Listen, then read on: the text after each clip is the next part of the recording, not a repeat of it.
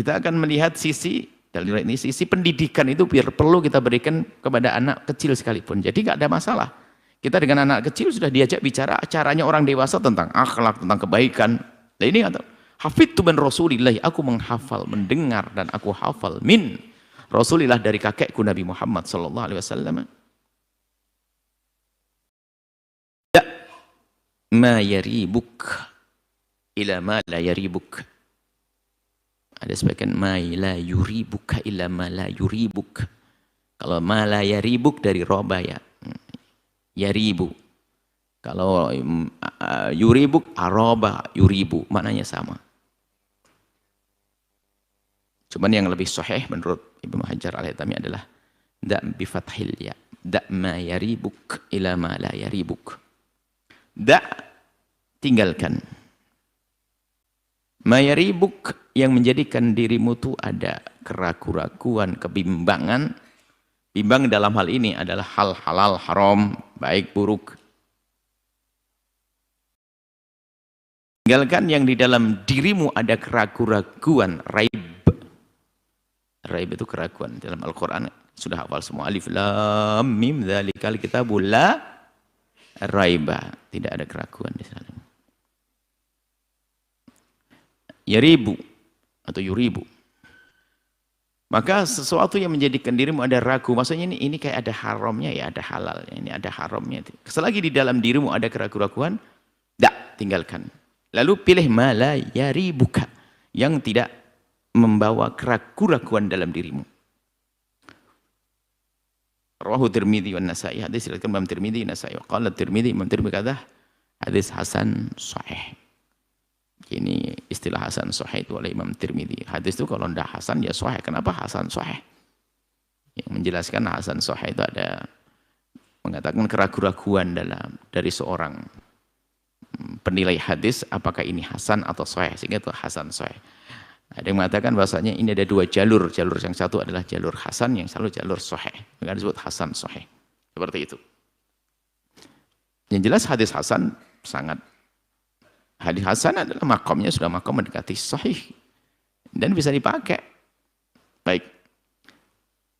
Nah, ini adalah satu pondasi dalam membangun kemuliaan ini hadis ini. Kemuliaan diri kita untuk menjadi orang yang warok. Kemarin sudah disebutkan dekat dengan permasalahan adalah hadis tentang innal halala bayyun wa innal haram bayyun wa haram bayyun. Innal halal wa haram. Tentang halal, haram yang sudah bayyin sangat jelas. Ada hadis sebelumnya.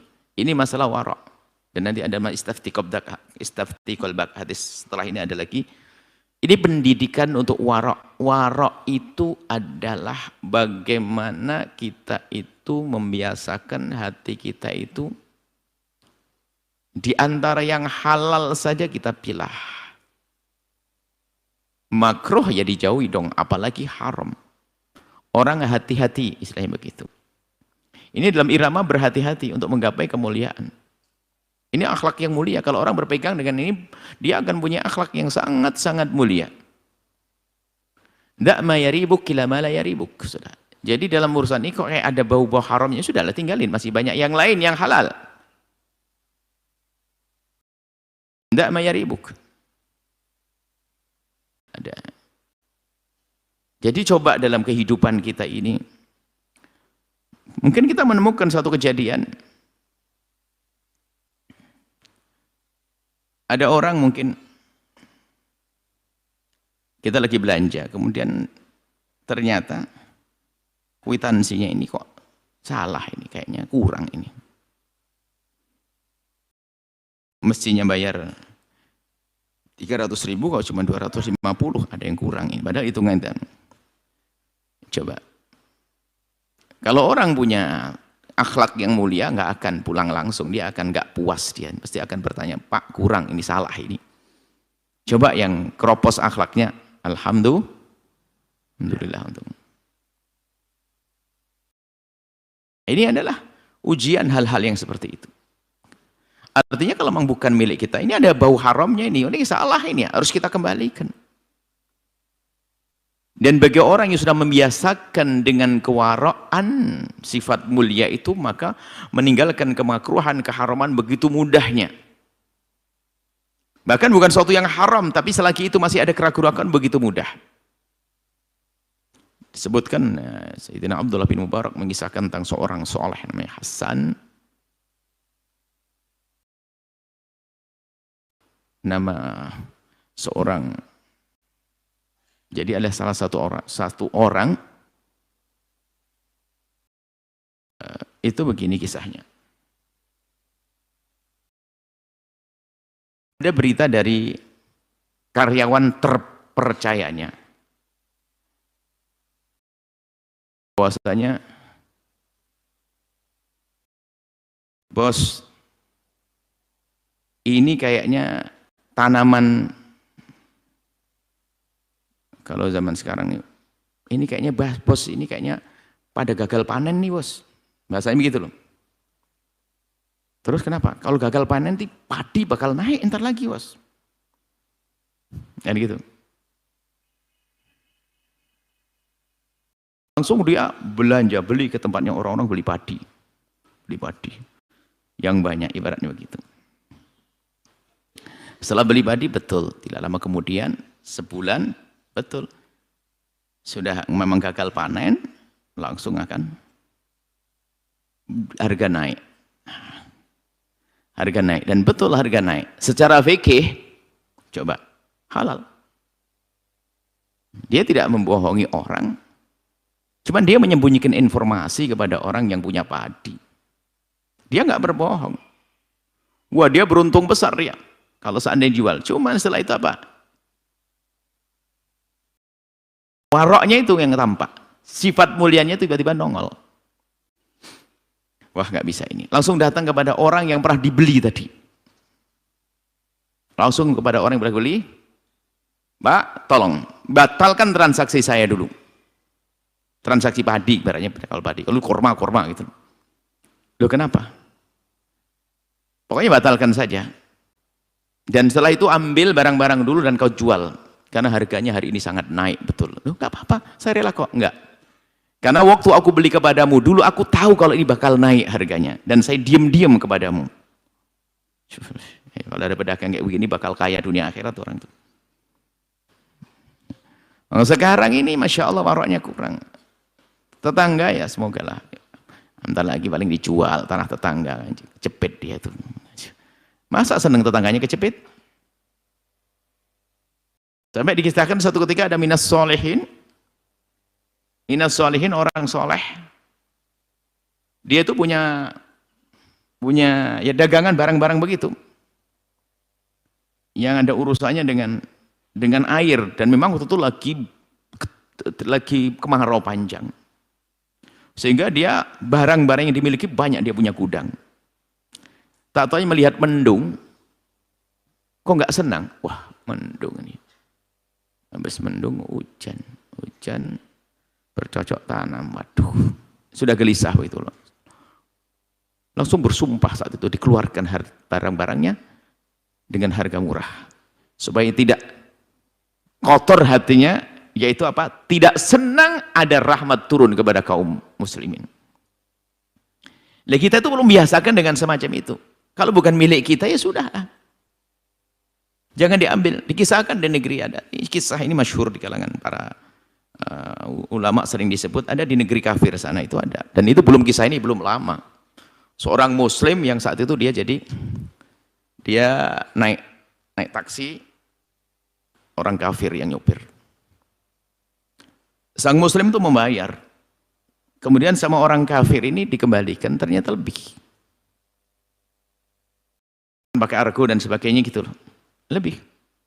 Misalnya bayarnya itu harusnya 28.000, cuman kasih duit berapa? 30.000. Ini kisah di negeri kafir, bukan di Indonesia. Ini kita gambarkan ribuan saja biar gampang. Mestinya bayar 30.000. 28.000, karena argonya sampai 28.000, nggak ada uang receh. Kemudian dikasih sama, enggak. Jadi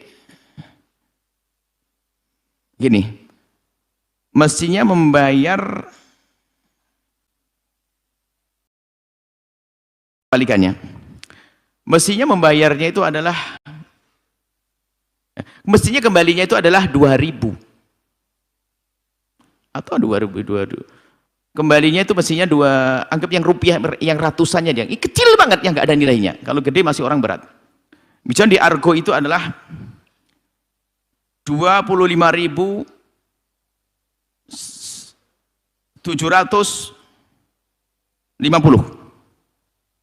Berarti kan 750.000. Kemudian dibayar oleh sang muslim yang naik kendaraan itu adalah dengan uang lebih 25.000, bukan 750.000, 25.000 dikasih 26.000, 26.000. Berarti selebihnya berapa? 250.000. Hah?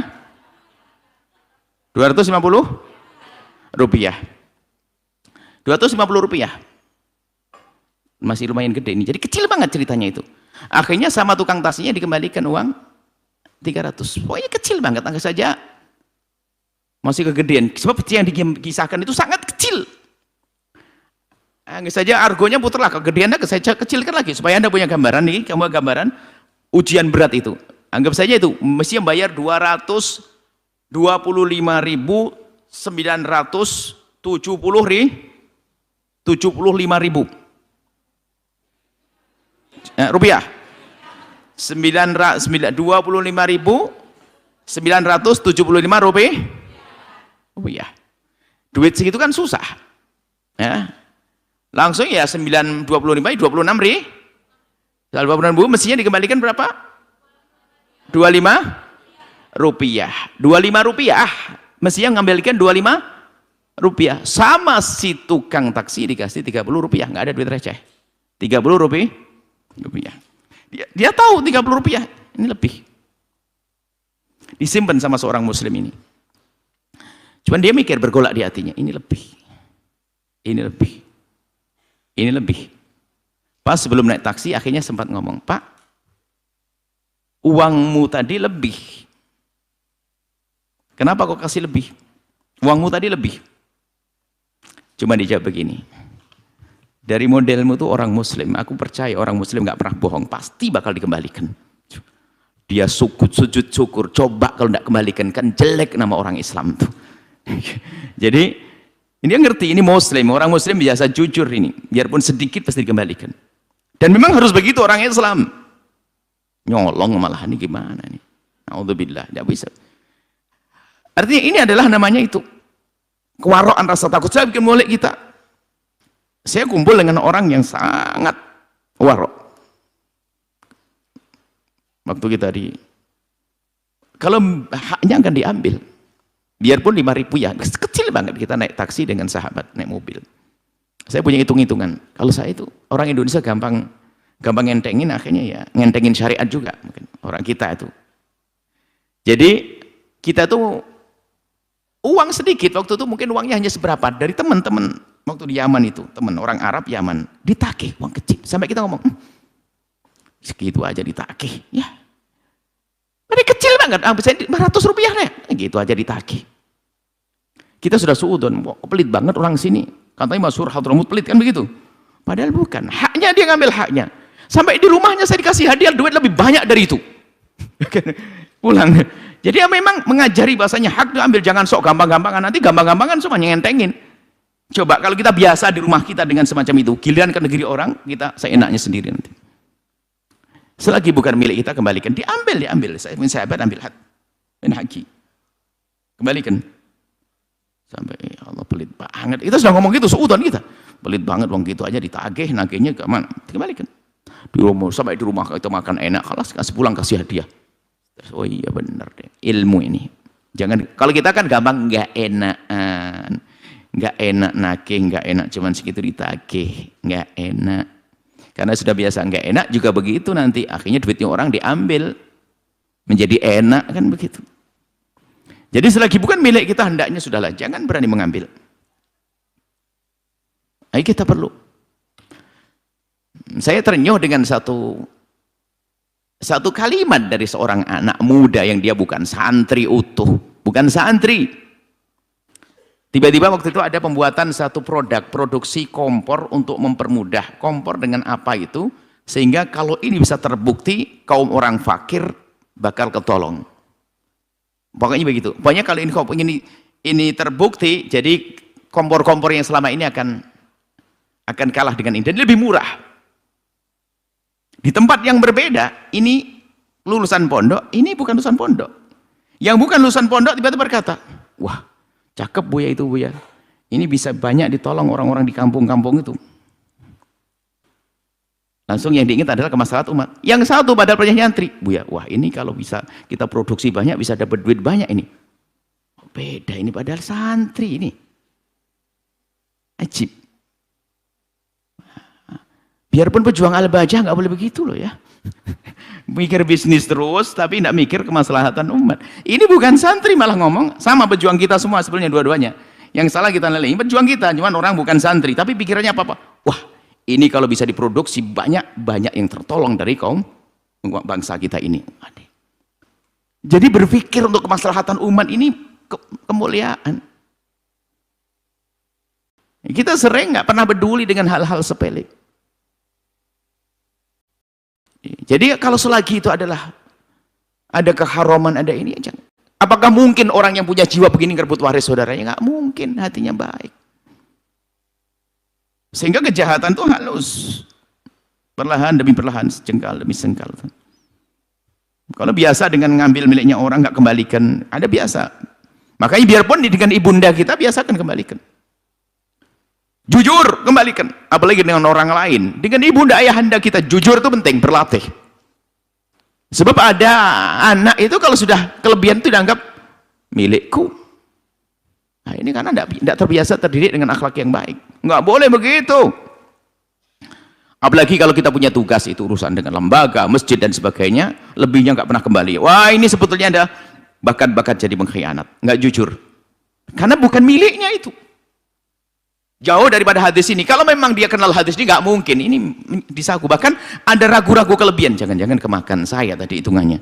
Hitungannya tadi, yang kemakan antara 500.000 atau 1.000. Ah 1.000 aja deh, biar saya bayarin daripada saya makan yang haram.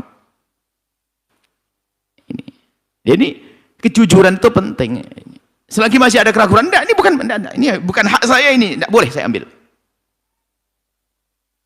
Enggak mayaribuk ila ma la yaribuk. Yang sekali yang menjadikan dirimu ragu, hilang, tinggalkan. Dan masih banyak, ini berlaku, hadis ini berlaku dalam segala hal. Urusan dunia yang paling banyak harus kita tekankan, urusan dunia. Urusan agama aja begitu. Urusan agama, urusan ibadah juga sama. Tidak mayaribuk ila ma la yaribuk. Itu kan berlaku dalam dunia fikih ya. Kalau misalnya kita lagi punya wudhu, kemudian kok ragu-ragu, saya batal atau enggak, ya sudah, yang batal itu ragu, yang enggak ragu batal, duga batal, yakin kalau tidak punya wudhu. Ini juga disebutkan para ulama. Cuman sebagian penekanannya para ulama lebih mengarahkan pada urusan kita dengan sesama manusia agar hidup hati kita ini. Ada orang tuh Masya Allah, dan kita bisa gayanya itu kalau sudah orang yang punya uang tuh nggak nanya, itu sudah diem gelendem tuh, diem tuh, na'udzubillah. Pinjem, Anda pinjem dagangan, pinjem ini, Masya Allah. Sudah begitu hadir pengajian terus, kayaknya tidur di majelis atau ngelewati hadis ini. Ada suatu orang cerita, Buya, orang itu solehah banget sepertinya. Loh, kok sepertinya itu kenapa sih Bu? Iya Buya, dia di haji majelis bukan paling depan, maksudnya ini. Kalau di haji majelis adalah paling semangat. Nah ini paling depan, ada yang paling depan. Paling majelis paling semangat Buya, tapi Allah ngambil dagangan itu, dagangan saya. Sudah katanya dagangannya sudah betul laku, duit nggak pernah dikirim, nggak pernah ngomong. Itu bukan sekali, dan bukan kepada saya saja. Nah itu orang model-model begitu tuh nggak bisa dipercaya, nggak amanat.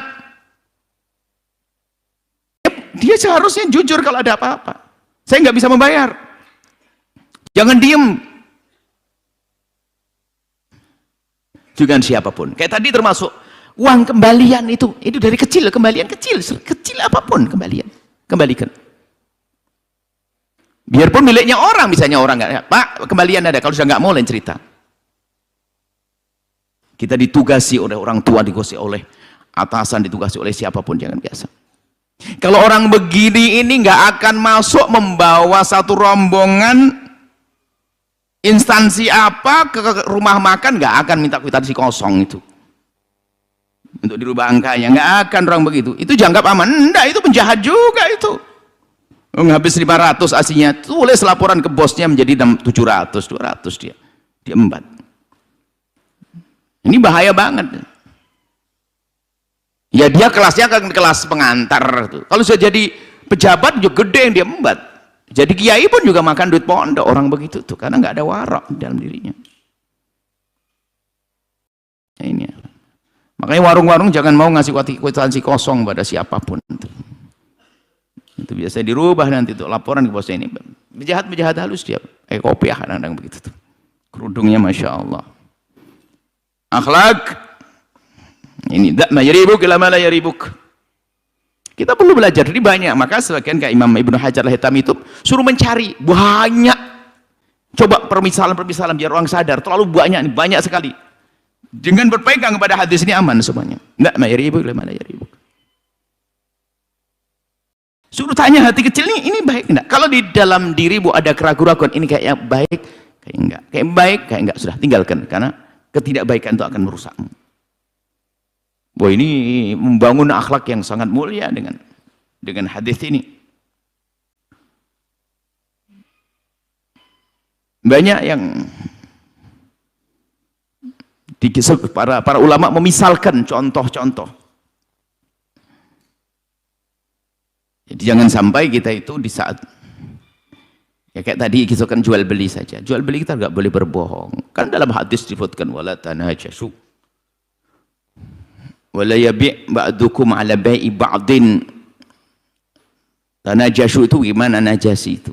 Bai' najasi itu begini. Market yang bohong dia.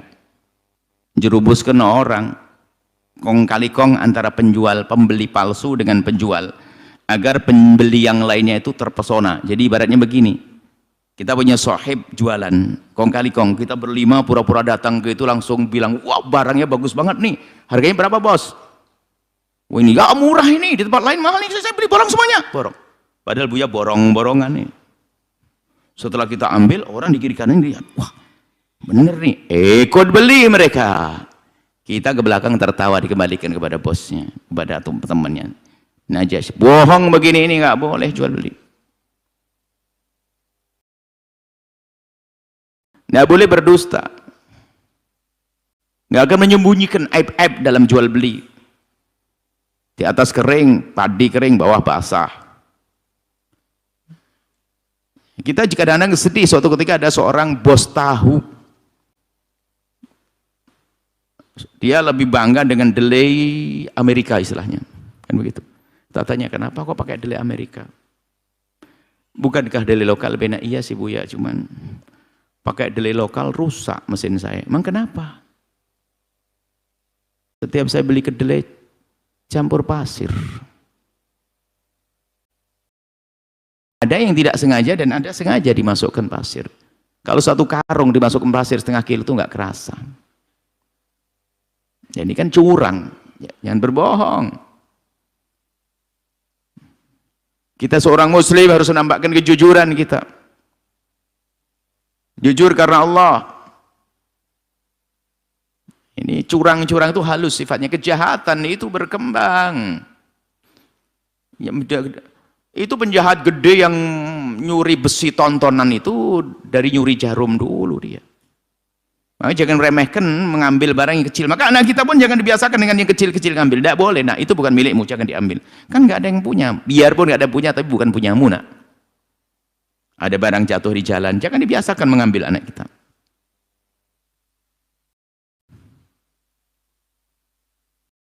Anda makan di sebuah warung, kadang-kadang makan kerupuk itu kan ada hitungannya. Suruh ngitung sendiri ya. Coba jujur anak. Ini antara 5 atau 6. 5, 6 lupa. Nggak ada bungkusnya. 5, 6. 5, 6. Coba kalau orang warak bilang berapa? 6. Kalau 5 kurang saya dosa, mending 6 lah jadi sedekah. Itu. Lah kalau orang model begini, apa mungkin dia ke rumah makan prasmanan terus berbohong? Ya nggak mungkin. Dan memang hadis ini betul-betul disadari oleh siapapun dari kita itu. Banyak kisah-kisah yang ini urusan makan. Masya Allah. Tidak mayaribuk ila ma la yaribuk. Tinggalkan sesuatu yang di dalam hatimu ada keraguan-keraguan, ada aroma-aroma haram, tinggalkan. Masih banyak yang halal, ambil yang halal. Jujurlah semua dari kita. Setelah Anda menyaksikan video ini, jangan lupa berselawat kepada baginda Nabi Muhammad sallallahu alaihi wa alihi wa sahbihi wasallam.